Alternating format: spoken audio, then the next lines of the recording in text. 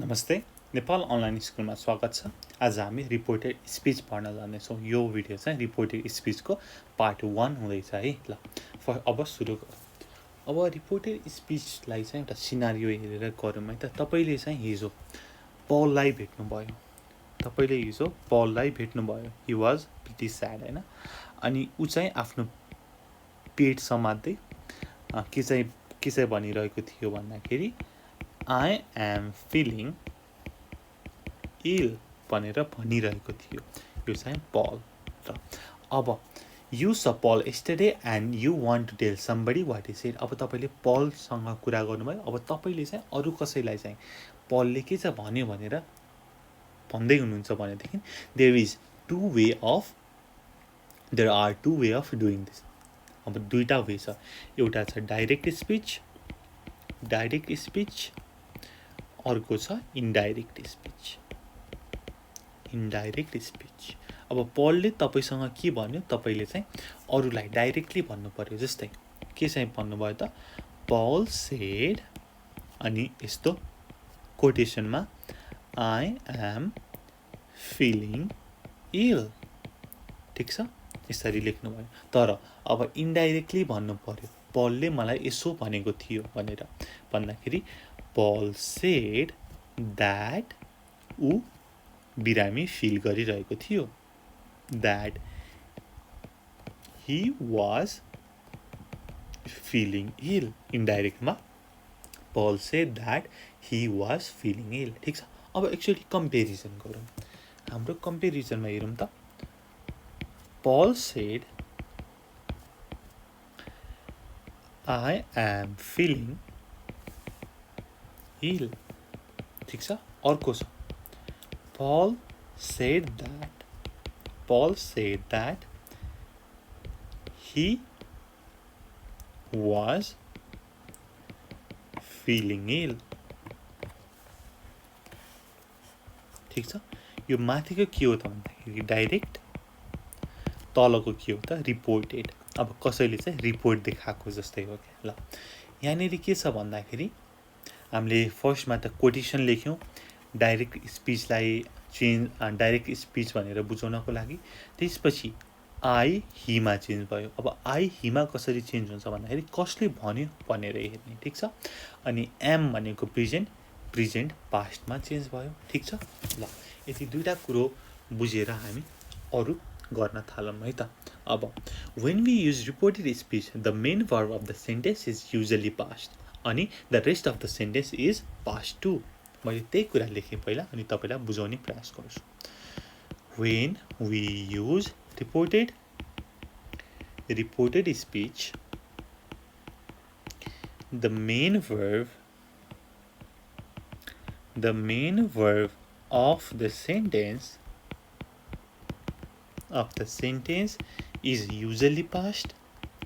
is usually past and the rest of the sentence is too। Sentence is past too। ल अब main verb भनेको कुन हो त भन्दाखेरि जस्तै अब माथिको हेर्दाखेरि पल सेड दैट अथवा पलले मलाई भन्यो, पल टोल्ड मी दैट अथवा I told her that use हुन्छ। सेड टोल्ड यो त पास्टमा छ नि त, हो यो पास्टमा हुन्छ र यसपछि फलो गर्ने रेस्ट अफ द सेन्टेन्स पनि इज युजली इन पास्ट। ठिक छ। अब एक्जाम्पल हेरौँ। जस्तै माथिको एक्जाम्पल भइहाल्यो, Paul said that he was feeling ill. अर्को I told her that I didn't have any money. I told her that I didn't have any money। ठिक छ।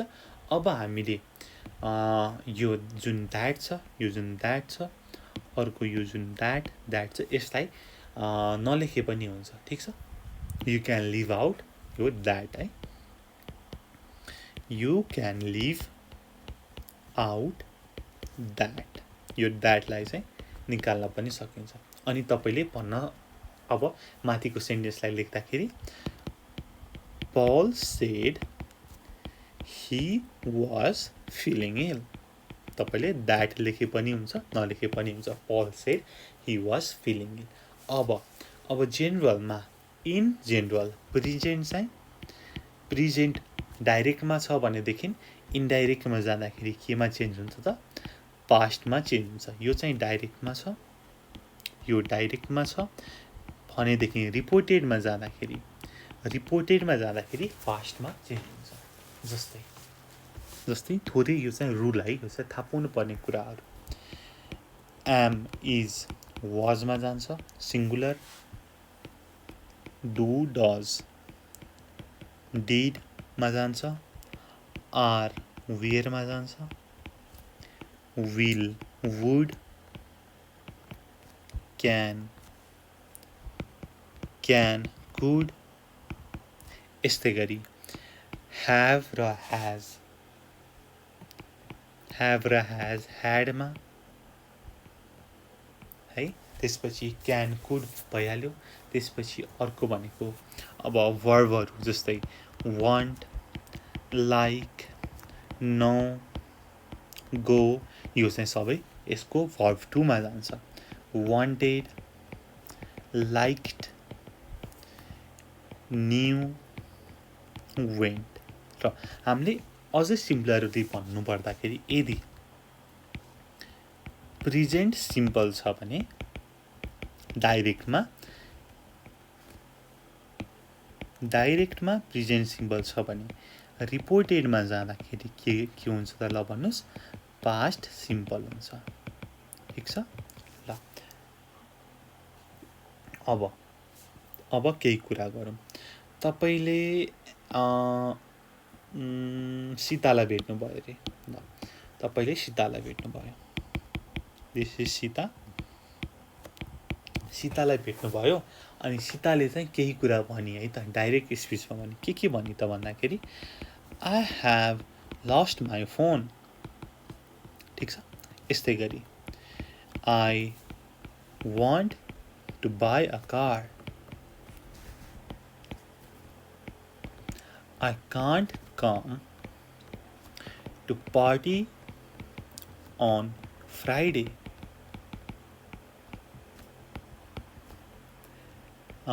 My parents are fine.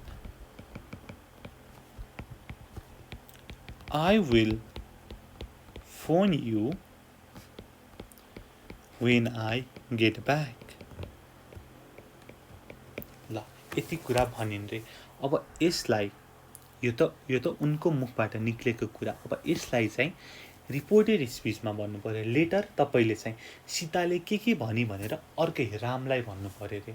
हेर सीताले त यस्तो भन्दै थिए भनेर रामलाई भन्नु पर्यो भनेदेखि के भन्नु भन्दाखेरि Sita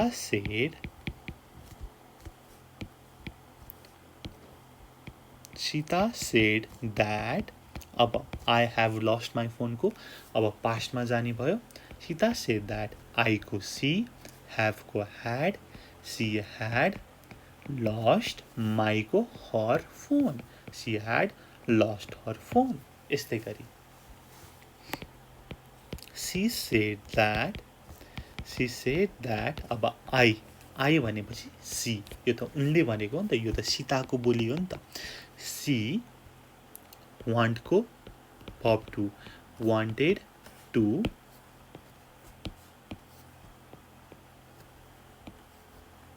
to buy a car. यस्तै गरी she said अब can't को couldn't. she couldn't come to party on Friday. अब said को ठाउँमा told पनि राख्न सक्नुहुन्छ. she told that her parents. अब आर केमा चेन्ज भयो वेरमा. were fine. she told that her parents were fine. she told अब आई को सी, will को would. she would phone me you भनेको को त तपाईँ हो नि त she would phone me when she got back when she got back हो। यसरी हामीले उसले भनेको कुरा चाहिँ अब कसै अरू थर्ड पर्सनलाई भन्नु पऱ्यो भनेदेखि यसरी चेन्ज गरेर लेख्न सक्छौँ। ठिक छ। अब हामीले प्रेजेन्ट त पास्टमा चेन्ज गर्यो। अब पास्ट चाहिँ केमा चेन्ज हुन्छ त भन्ने कुरा हो है त। हुन त पास्टमै हुन्छ तर त्यहाँ थोरै केही डिफ्रेन्स हुन्छ है त। जस्तै पास्ट सिम्पललाई